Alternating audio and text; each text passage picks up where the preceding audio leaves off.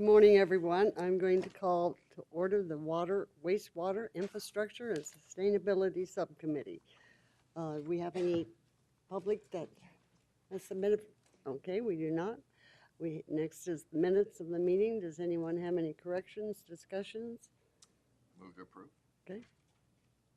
Do I have a second? We have a motion and a second. All in favor, please say aye. Aye. Opposed? Motion carries unanimously. Item 2, which is the intergovernmental agreement with the Flood Control District regarding Rawhide Wash Project. Move to approve. Okay. We have a motion and a second. All in favor, please say aye. Aye. Aye. Motion carries. Item 3, this is the solid waste cost of service study. I'll make the motion. Okay, and I will second it. All in favor, please say aye. Aye. Opposed? No. Okay, it passes 2-1. Brings us to item 4, which is the Solid Waste Fleet Asset Management Program. Is the presentation as long as the title? Mayor, Vice Mayor, and subcommittee members, we will try to keep this brief, but thank you for the opportunity to come and give you an update on one of our core services for the solid waste area. So Ginger Spencer, Public Works Director. Here with me today is Joe Jadis, our Assistant Director over Solid Waste Services, as well as Keith Carbajal, who is our Deputy Public Works Director and the Fleet Manager for the City of Phoenix. So we've been before the subcommittee throughout the year to give an update on several aspects of our core operations. We started off with an overview of our green organics earlier in January. Then we came and talked about our landfill gas operations, and then the recycling market, what was happening there. And so here today, we're going to do a deep dive, but not too deep, into our fleet operations. Some of the slides that you'll see will be similar to what you've seen presented by Chief Williams and Chief Cockbrenner in regards to their public safety fleet infrastructure. And so with that, I'll turn it over to Joe Jadis. All right. Good morning. So the solid waste utility, we have a core mission of protecting public health and safety, and we do that by ensuring the safe and sanitary handling of our residents' waste. To meet this responsibility, we have an amazing team of operators and fleet technicians, but we're also very dependent on our fleet assets in order to do that. So much like a water utility depends on the pumps and pipes of its distribution system to deliver water to the homes, we're dependent on our trucks and drivers in order to go collect our commodity. We couldn't get you out in a truck today, so what we decided to do was try to bring that to you. We have a short video that we're going to play.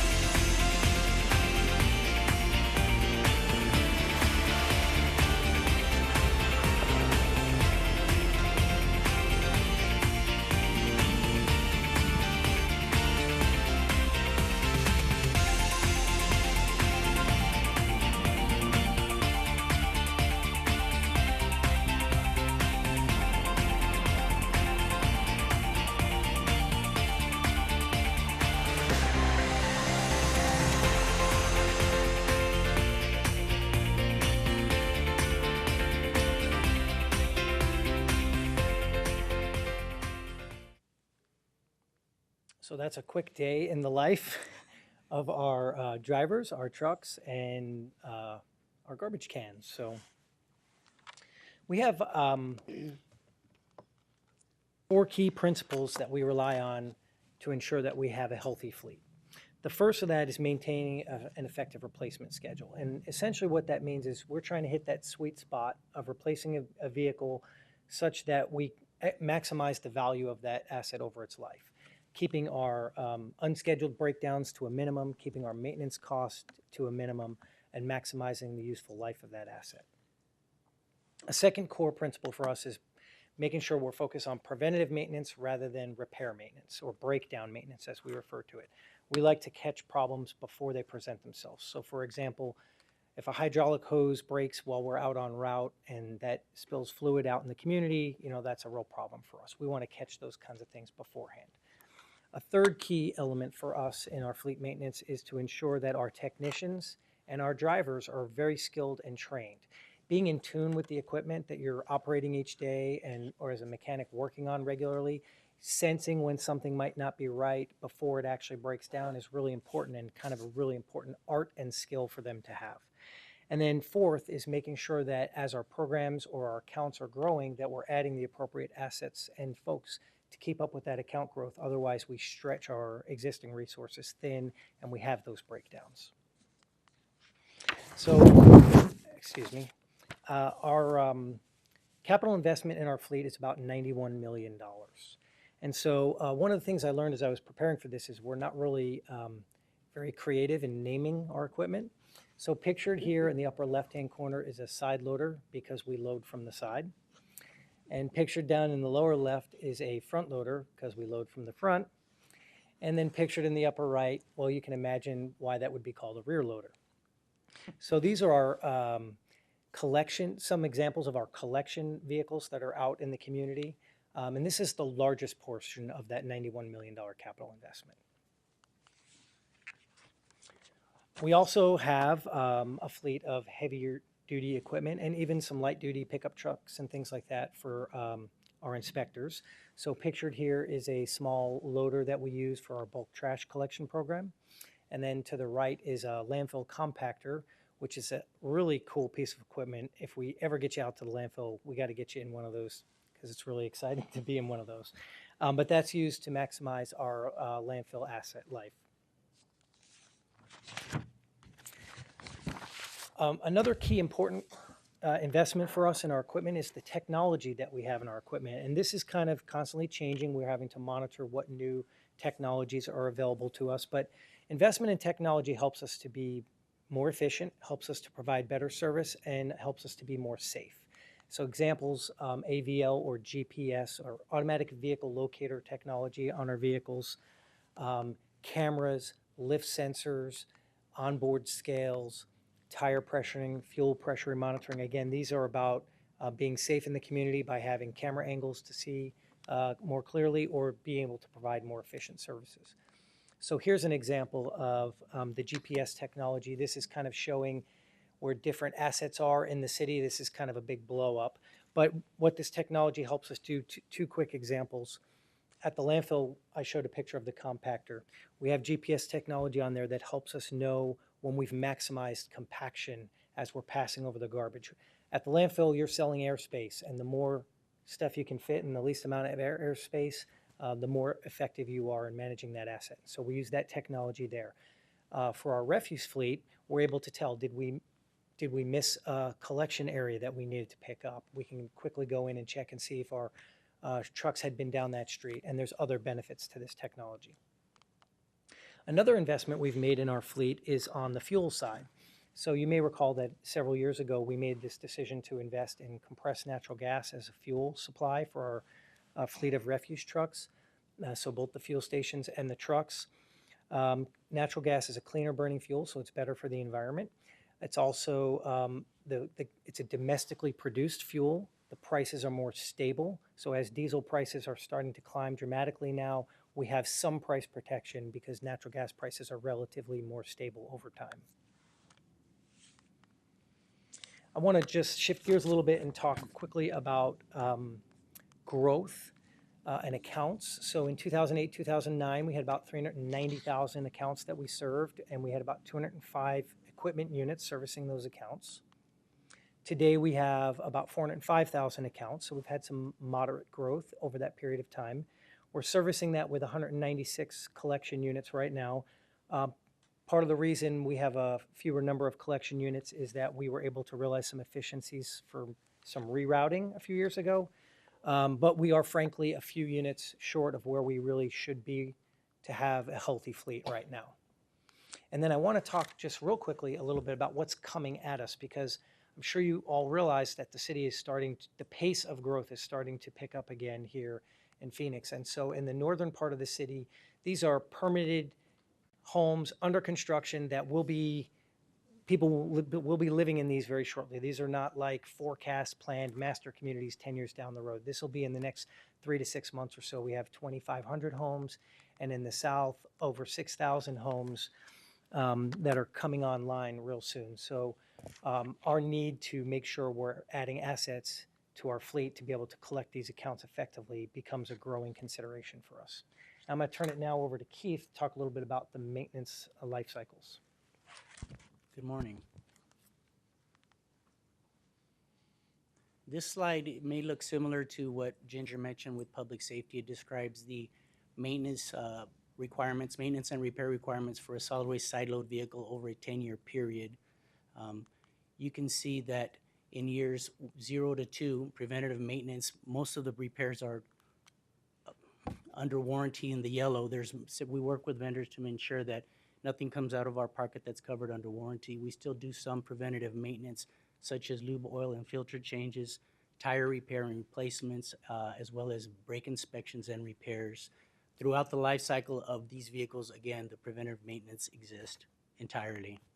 In the next 2 to 5 years, we start to still have some warranty repairs, but we also see components such as the hydraulic system. We start to see leaks with hoses and fittings that need replacing and repairing. The radiator and the cooling system also needs to be either repaired or replaced in the 2 to 5 year range.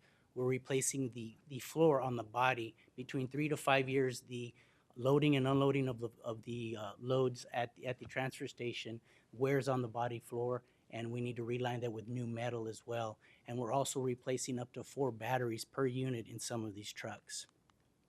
In the next 5 to 7 years, we fall out of the warranty luxury.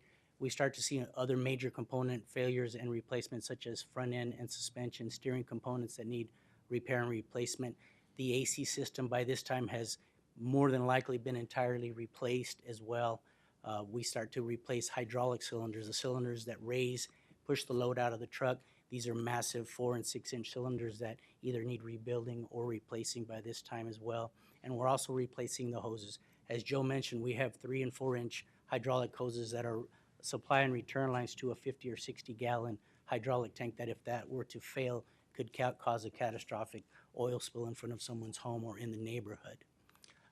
And last, the 7 to 10 year range, we have major component failures. This is where we're rebuilding or replacing engines and transmissions. Once again, we're rebuilding the body. Not only is the floor due for replacement again, but we're replacing the walls and the tailgate also. Also in this time frame, we're replacing all of the wiring harnesses. Our extreme temperatures take their toll on the coating, the plastic coating on the wiring harnesses, and we start to identify major electrical failures. Okay, the average maintenance cost for a side load refuse vehicle in year 1 is $23,000. That same vehicle by the 7th year is up to $72,000. Same vehicle, year 1, 23, year 7, 72. Major increase there. Our current side load refuse fleet is at 53% at or exceeding the 7-year recommended replacement age. So more than half of those side loaders that Joe mentioned that are primary collection vehicles are due for replacement as we speak today. This slide shows our side load refuse fleet in 2 to 3 year increments. As you can see, more than 3/4 are at 5 years or more in age, and again 7+ years, more than half of these units are at that stage as well. These vehicles are under extreme operating conditions with constant acceleration and braking patterns all day, every day, 5 days a week, nonstop. These conditions contribute to higher maintenance and repair needs, and sometimes can shorten the life of these vehicles. Something else, after we get to the 7-year mark, we start to experience an increase in downtime. Whether we're doing the repair work in-house at our shops or it's at a vendor, there's longer delays because there's more significant repairs that are necessary, as well as some delays with parts. Finding parts for units that may be 8, 9, and 10 years old aren't as easily available as units that may be 1 to 5 years of age. So this is a picture of our side loader. We currently have 199 units in the fleet. They start at $270,000 to $388,000 in price, depending on the size of the unit. They have a 7-year life expectancy, and again, currently we are at 53% of that fleet that's due or past due for replacement. The second unit is the rear loader. We have 62 units there. They run from $104 to $317 of purchase price. 8-year life expectancy, an extra year there because of the use is not as critical, is not as severe as the side loaders that are slamming containers all day long. But here again, we're almost at half, with 45% of this fleet due for replacement today. We also have front loaders. We have 8 front loaders that cost $303,000 to purchase, 7-year life expectancy, and currently 2 of the 8 are due for replacement. And finally, the roll-off. These roll-offs are the large bin haulers. We have 12 of those units. They cost $188,000 to replace. They have a longer 10-year life expectancy, and we're currently at 17%. 2 of these units are due for replacement today. Here's an overview of those last 4 slides. 7, 8, 7, and 10 years for the recommended replacement, and we're at 53, 45, 25, and 17% that are due for replacement as of today. And I will turn it back over to Ginger. All righty, so in summary, there's no action today. We just wanted to provide an overview of what's going on with our fleet, the status of our fleet. Each year, we are budgeted about $16 million to replace our vehicles and equipment. And so, but because of that need of 53% due for replacement right now, we are short probably about another $10 million. So what we're going to do is we're going to work closely with the finance department to see if there are ways that we can improve the age of our fleet using our existing resources, but leveraging those funds. So like the fire department looks at leasing vehicles, that is an option that we'll be exploring. So we're going to work very closely with the finance department to look at different alternatives. In addition, we work throughout the year to look for efficiencies, ways to save money. We've went with smaller equipment in order to save the money on purchasing those costs. We are continuing to look at how we can improve maintenance, but over time, if we're not replacing those maintenance costs are going up, and then it can impact our services overall. But we just wanted to give you an overview today, and we'll be happy to answer any questions that you may have. Councilwoman? I noticed in your PowerPoint, a lot of the expectation is in the growth areas where we do get impact fees. Are impact fees a source of revenue, and are we going to be, do we know if we're going to be reviewing our impact fees soon? So we have not used impact fees for the purchase of vehicles. You are correct in those growth areas. So the way that we look at it is for every 2,000 new houses, we need to add a new driver, we need to add a new truck. We have used impact fees in the past to help out with some of our fueling needs and those fueling stations, but we have not used it to purchase trucks. But that is something that I can discuss with Denise Olson to see if that is an option. Mm-hmm. Any other questions? Hearing none, thank you. We appreciate it. Thank you. Even if it wasn't really good news, we still appreciate it.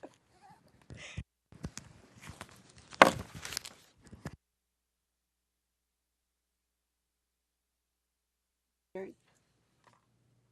So next up, Madam Chair, is the air quality ozone update. Nancy Allen, our environmental programs manager, is here with some special guests. So she'll come on up.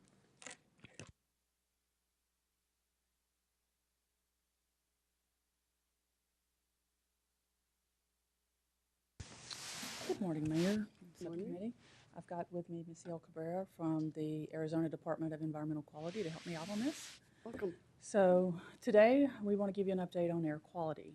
Air is pretty important. Don't know how many of y'all actually think about how much air you breathe in every day, but it's greater than 14,000 liters a day. So that's a lot. And so air is pretty important to us. So the Federal Clean Air Act has established a framework to set up health quality standards for 6 criteria pollutants. Ozone is one of these, and that's the one we're going to focus on today.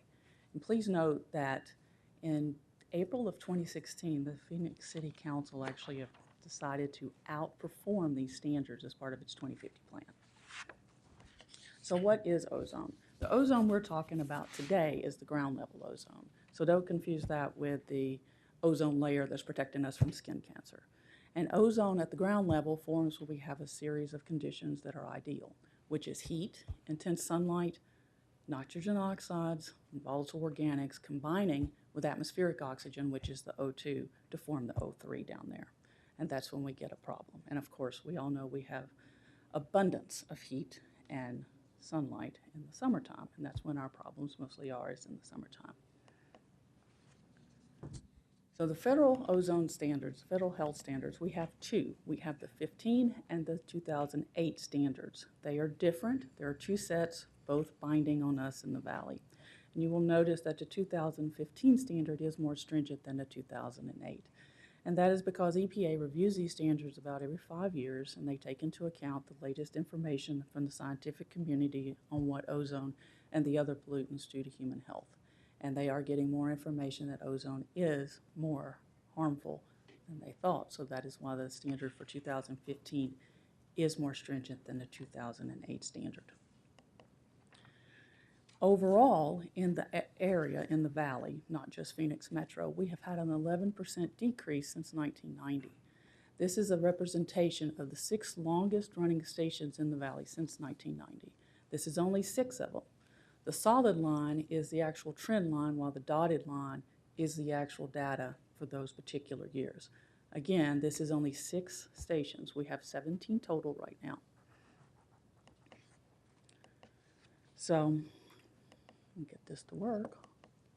There we go. So right now, we have a concern for ozone and the 2008, and whether or not we're going to be able to meet that standard. We have 2 exceptional events. An exceptional event is an event where we exceed the standard, but it is outside our control. The 2 exceptional events that we're talking about here, one happened in 2015 and one in 2017, and they were due to wildfires. Those 2 events have been documented extensively, and our local air agencies have been communicating with EPA on these 2 events. Right now, these are with EPA and for their review. We need EPA to look at these and to approve these for us to maintain our compliance with the 2008 standard and stay in a moderate non-attainment for ozone. If 1 or more of these events are not approved, then we are likely to be elevated to a serious non-attainment for ozone. So what would that mean for us? So likely the biggest impact is going to be in economic development. And what that means is, from a moderate non-attainment, we have a certain set of requirements that we've been operating under for a while now, and that is through Maricopa County. And if we go to serious, those will increase. So our thresholds for emissions will decrease. Industries will have more requirements. So an example of that, let's consider Jim's plating shop. Jim has always wanted to make the world a shiny place. So he opened a plating shop some time ago in the Phoenix area. And right now, his emissions levels are around 55 tons a year, and we're in moderate non-attainment. So that means that he is considered a minor source. However, if we are elevated to serious non-attainment, the threshold for major source goes to 50, which means that Jim will now be a major source for air pollution. That's going to mean for him additional permitting requirements, additional monitoring, that sort of thing. He will also have twice the annual fees as a minor source. Now let's say that this does happen. We go to serious non-attainment, and Jim does get his major source permit, but economic growth is still really going on strong, so he expands. So what happens then? He adds 25 more tons of emissions. He has to get a major modification for his permit. Well, that's a big deal too. So he's going to have to install additional equipment, regardless of the cost. That is a Clean Air Act requirement. He may have to find offsets. For every 1 ton of pollutant that he emits, he will have to find 1.2 somewhere to offset that. And that could be from an industry that is no longer operating in the area, or one that has installed pollution control devices that has mitigated for that at its own site. Those offsets have to be in the non-attainment area, so they would have to be local. How could they find those? Well, I'm going to let You're gonna Missy get L talk to that. that. All right. I'm going Sorry. to let Missy L talk to that. So, Can I answer now? yeah, do you want to answer now, or should we go on? Go ahead. Go ahead. Go ahead. Mayor Williams, Council. Offsets in the Maricopa County and Phoenix metropolitan area are actually difficult to find because we don't have a lot of large industry that goes out of business, freeing up offsets. So the idea behind an offset is for every ton of pollution that you add, you remove 1.2 from somewhere. A couple of years ago, we passed some legislation at the state level to increase availability of offsets through voluntary emissions reduction credits. We're doing everything we can to build up offsets so that they are available for economic development. However, the reality of our relatively new industry in the state means that it's actually very difficult to find offsets. So, Thank you. back to Jim. He will also have, for a major modification, his permit review time will double. It will go from 9 months to 18 months. So he'll have a few hurdles there if we're put in serious non-attainment.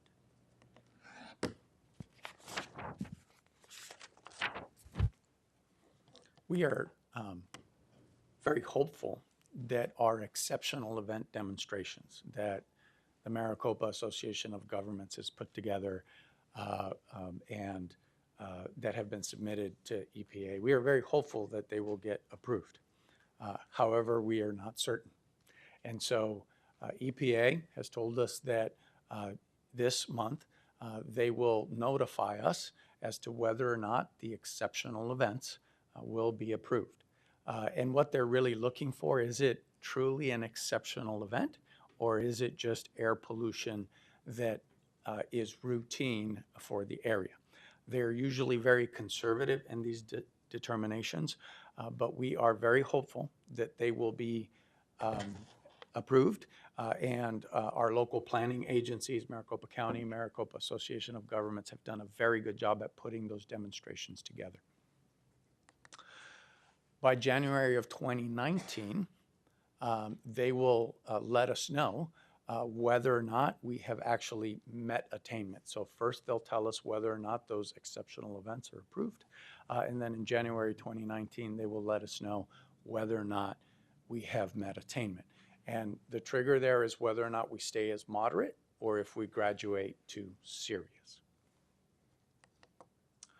So one of the things that we're doing proactively at the state level is we've put together an air quality ozone coalition. And one of the first folks that we talked to at the state was the city of Phoenix, because we noticed how many very good, very forward-thinking sustainability programs the city of Phoenix had. And we noticed the linkage between many of those programs and reducing ozone concentrations. In this coalition, we have key partners like Maricopa Association of Governments, who again is very important for air quality matters in the area. Maricopa County Air Quality Control District, the municipality of Mesa. We also have industry representatives and not-profits. And the idea is for us to look at what all of these various agencies have done, look at all of the programs that we're individually doing, and then harness the fact that individually we can make a difference, but together we can make change. And so what we're trying to do is put together strategies that are data-driven and proven to be effective that we can all recommend to our respective customers, our respective local governments, and so that we can really start addressing ozone primarily on a voluntary basis, so that we can get ahead of this problem so that it does not slow down our economic development, and also so that we can start cleaning the air for our residents and everyone who suffers from breathing situations in our valley.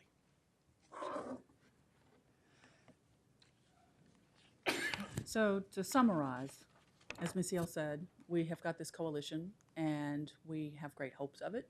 The city itself has done some remarkable things. Our 2050 plan has outlined several strategies for dealing with ozone, including electrification, clean fuels, as mentioned earlier in Ginger's presentation, the clean fuel fleet. Phoenix has one of the largest ones in the nation. So we are working closely with our stakeholders, our partners, our regulators to address this. So with that, thank you, and we'll take any questions. Questions? I have one. Do you have, as the state, as you work with other cities, can you impose that they adopt certain practices? So in Maricopa County, that regulatory authority comes directly to the Maricopa County. They have primacy for the Clean Air Act on issues in Maricopa County. So Maricopa County has that authority.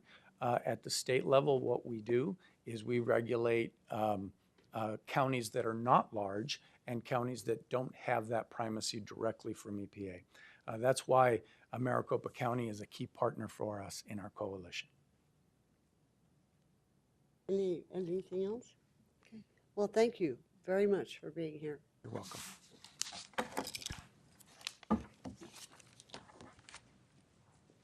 Water pipeline asset management update. So this morning, we have Troy Hayes, Assistant Director of the Water Services Department, to talk to us about pipelines, and he'll introduce the presentation. Good morning. We're here to talk about the exciting topic of water pipelines. You know, we come back and we talk to you guys a lot about it. It is a large portion of our capital improvement program, and so we kind of wanted to come in today and give you an update. I brought with me the Deputy Director of our Water Engineering Group, Darlene Helm. Need to be easy because this is her second week with us on this, so we'll be gentle. give all the good questions.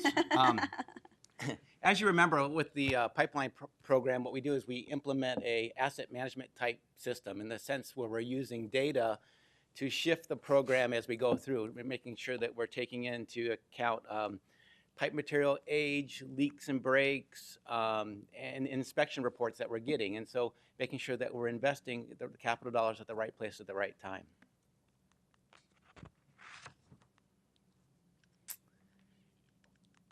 As we talked about in the last policy session that Catherine and I were with you, we have about a $1.5 billion 5-year capital improvement program. And as you can see, most of that is driven by pipelines. About a third of the program that we have is pipelines. And that is for a really good reason. We have a very large distribution system that covers our 540 square miles with 7,000 miles of pipeline. And as we recall, the 7,000 miles of pipeline is about the same miles of pipeline that the city of Los Angeles has, and about twice as much as the city of Chicago has, even though they're serving larger populations. And we kind of break those pipelines up into different categories when we talk about them. They're either transmission mains or distribution mains. And a transmission main is large diameter pipes, usually 16-inch to about 108-inch for the city of Phoenix. And that's where we're moving large volumes of water from our water treatment plants or between areas of town. And so we usually don't have any customers attached with that, and so we're moving large volumes of water over great distances. And the other one we have is the distribution main, which makes up about 91% of all of our pipeline miles. And those are the ones that are running up and down the streets or in the alleyways in which the customers are connected to.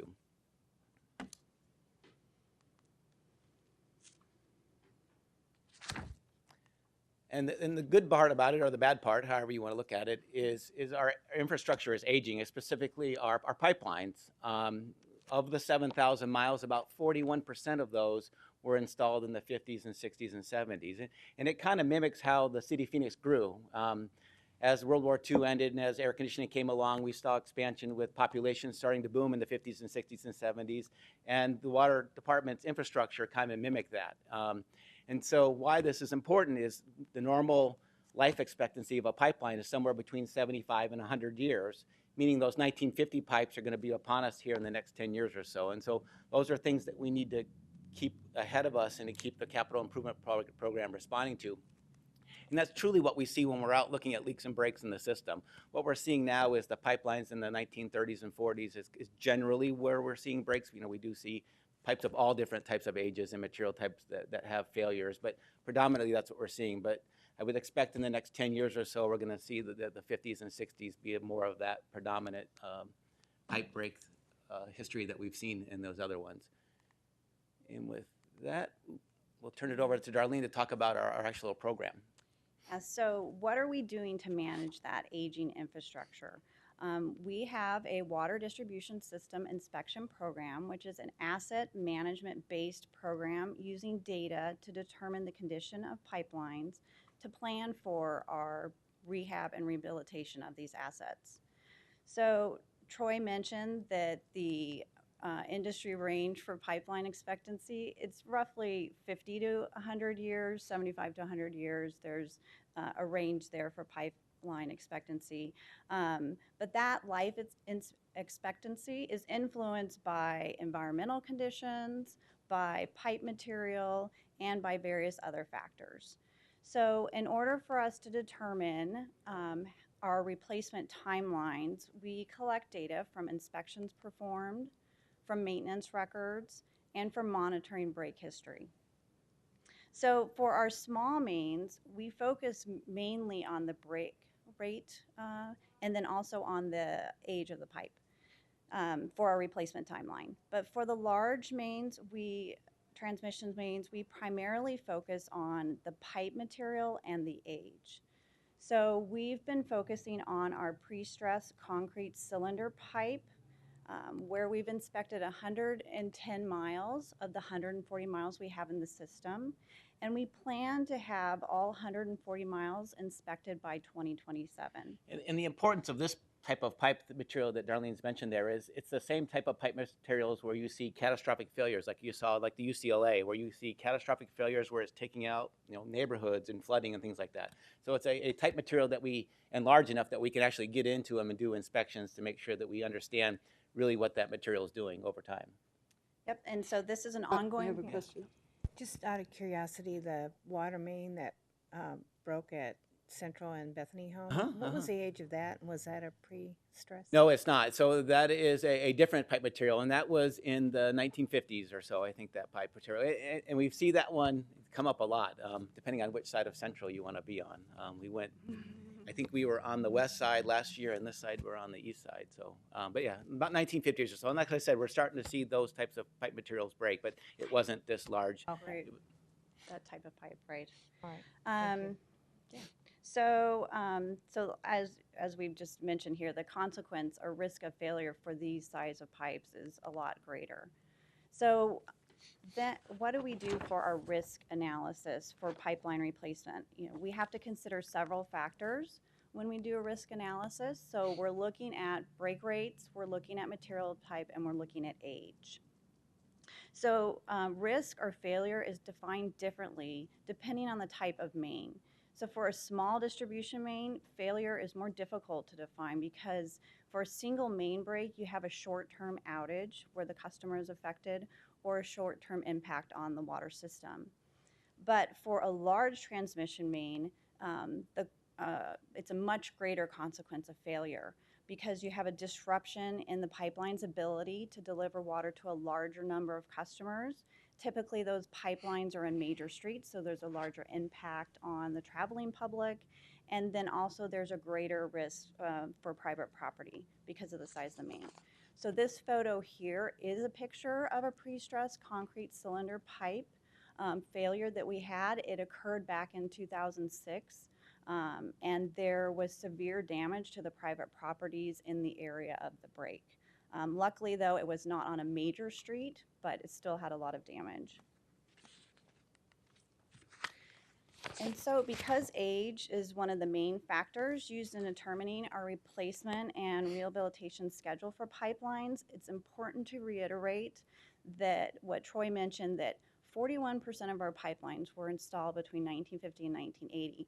Or another way to think of that is 41% of our pipes are 40 to 70 years old. So they're right in that pipeline expectancy. So we have an aging system basically, and our job is to focus on and continually invest in our water pipelines. And so that's what this chart is showing here, is that our annual expenditures have tripled from fiscal year 14-15 to the current fiscal year, because we are rehabbing and replacing these mains. But at this time, we believe with our current plan for rehab and replacement that we're adequately funded, but we are continually performing those assessments and inspections, and we could find issues as we're doing those inspections. And then we're also continuing to rehab and replace our small and large mains as necessary. So with that, And that's a slide that we've seen before, like when we were talking about rates and we were talking about things. And this is a large component of the capital program and the capital piece of the rate kind of discussion that we were having, as Darlene noted. And it's responding to the age of our system. As you can see, we're increasing the amount of capital need on the pipelines, and it's responding to the age of the system and the amount of pipelines that actually need to get replaced in those years.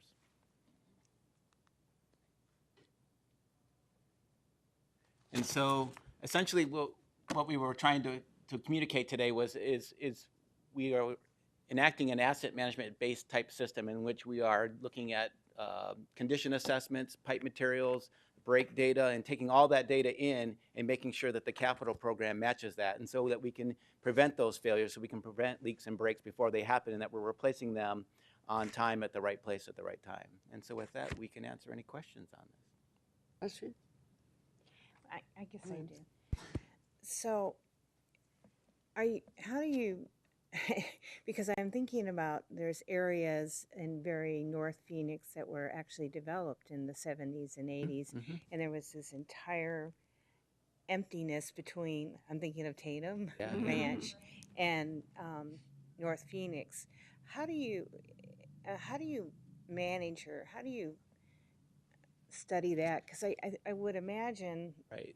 So the pipeline group that's in Darlene's division essentially takes the data from all over Phoenix, and they're getting reports back in from the field crews that are fixing leaks and breaks, as well as we have the inventory of the pipe materials and the age.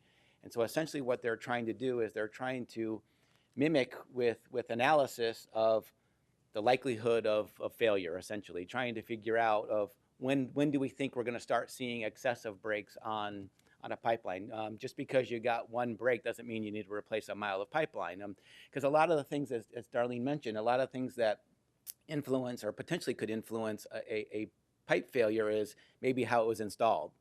You know, so maybe it got nicked, and so it's just one little piece that we need to go back and fix. But the whole mile itself would be fine. And so generally what we see in the smaller diameter pipes, it's neighborhoods, as you're kind of mentioning, is neighborhoods of all the sorts of cohorts, is you'll start seeing a lot of failures in that neighborhood, and that then brings it up under our radar of a heat map showing, hey, there's a lot of leaks and breaks in this area. Does that correlate with the data we're seeing? All right, now it's time to go get the designs done to get those replaced in that whole neighborhood.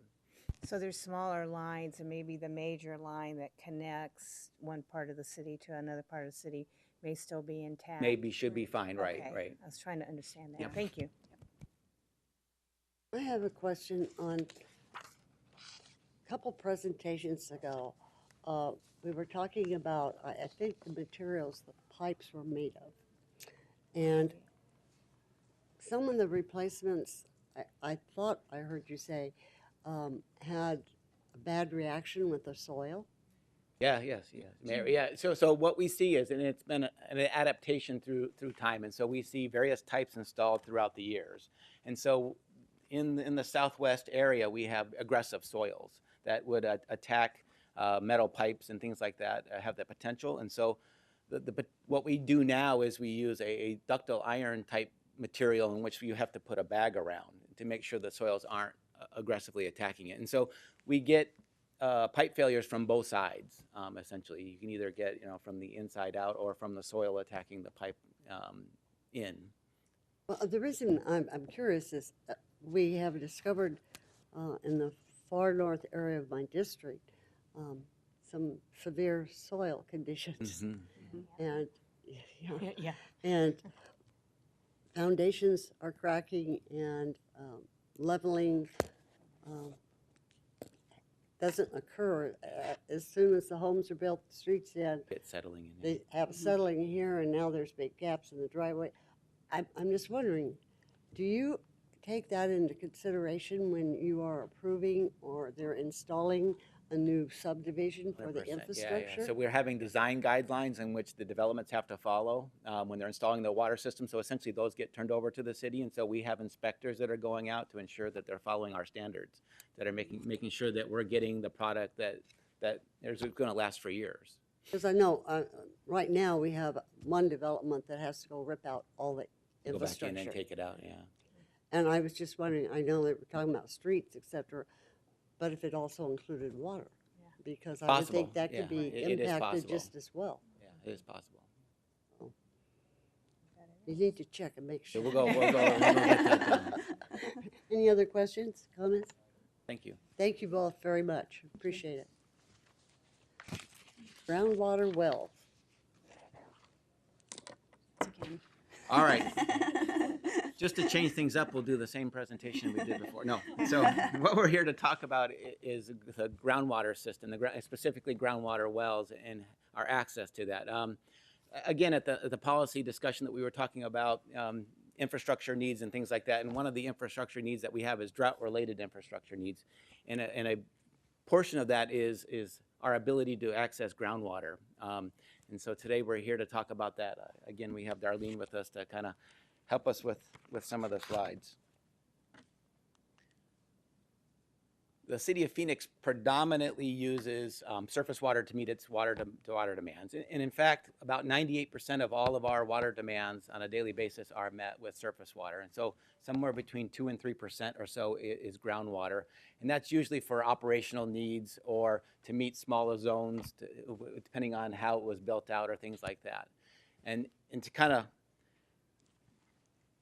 there's different ways to get at those supplies. And we've been, because we've used this strategy of using surface water instead of groundwater, is we've been storing water for decades. But the challenge that we've had and what we've communicated with you is we do have an inability to get at that water. And so we need to figure out a way to access all of the groundwater that we have stored.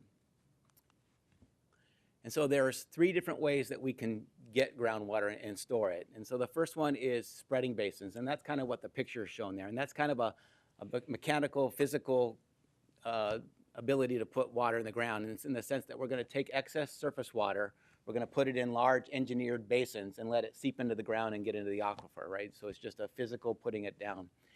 The other one is groundwater savings facilities. And those are more of like a paper transfer in the sense that we can give people some of our excess paper surface water. In exchange, they'll give us paper groundwater credits back. And then we kind of get those kinds of exchanges.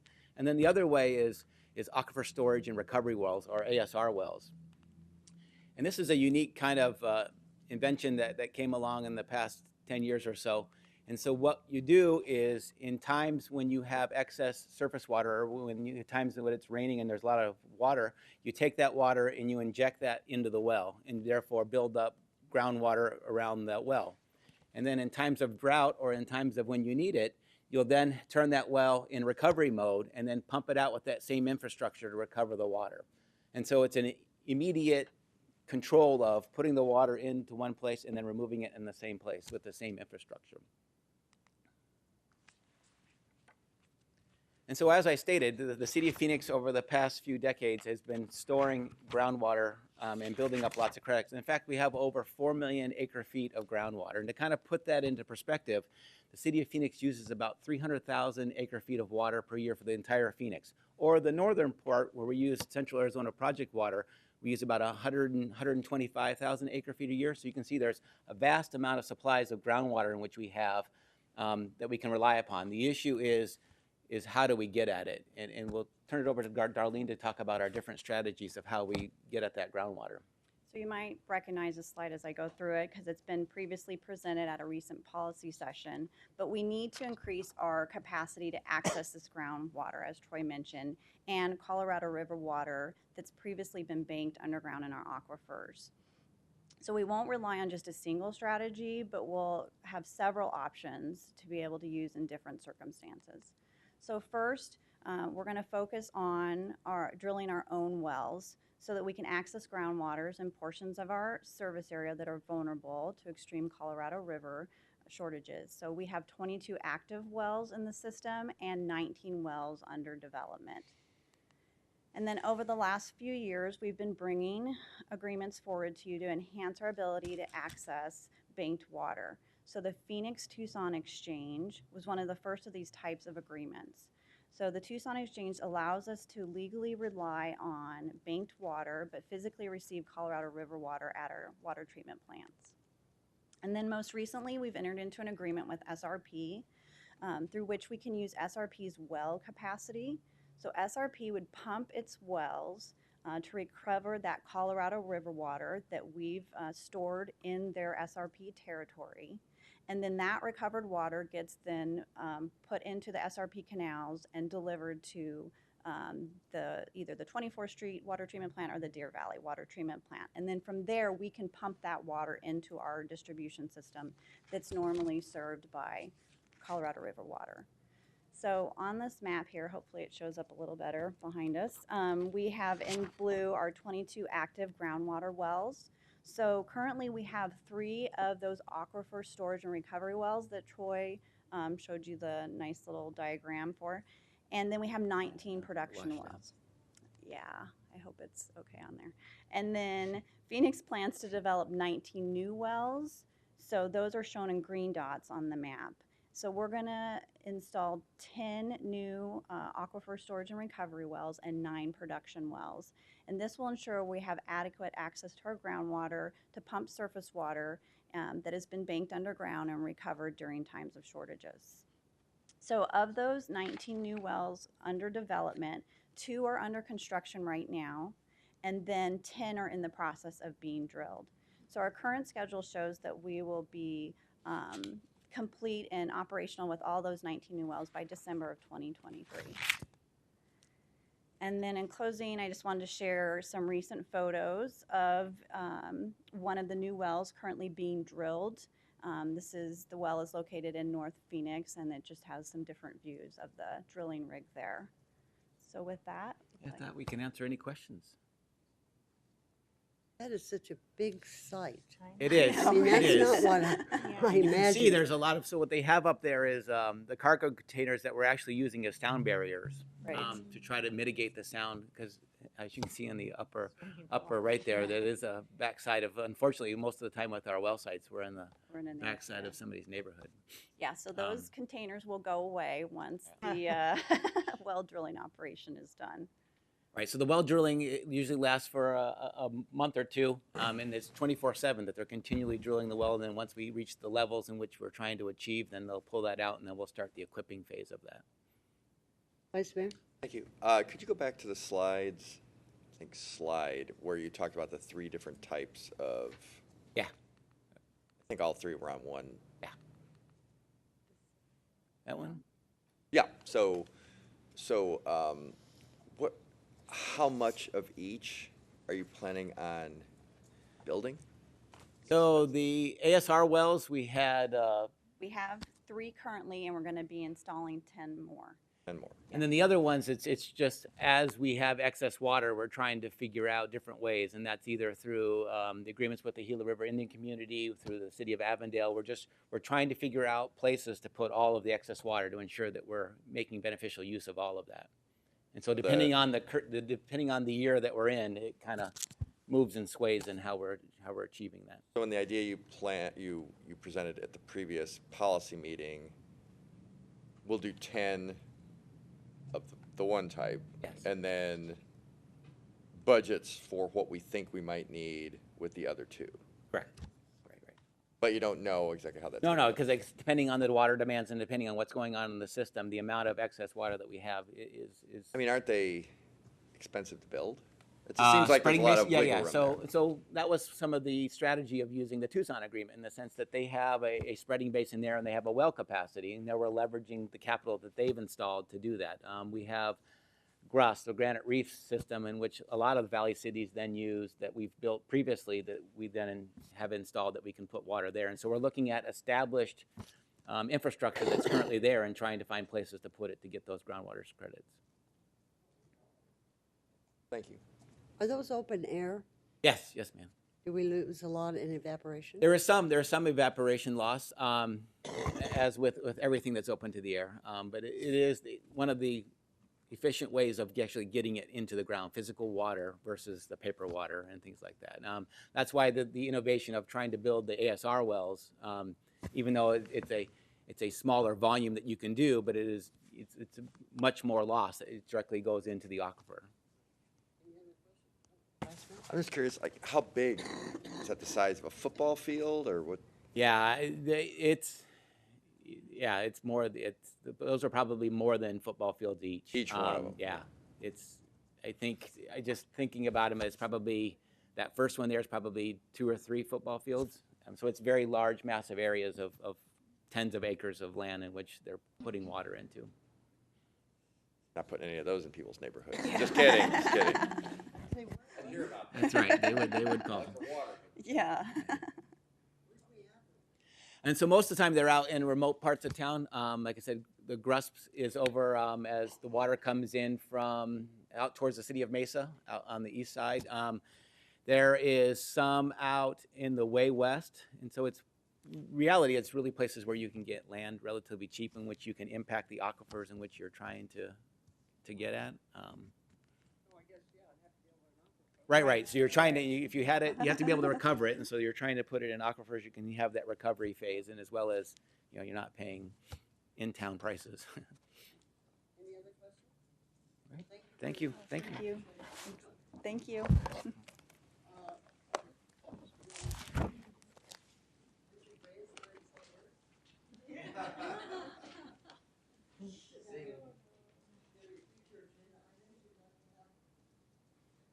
The agenda?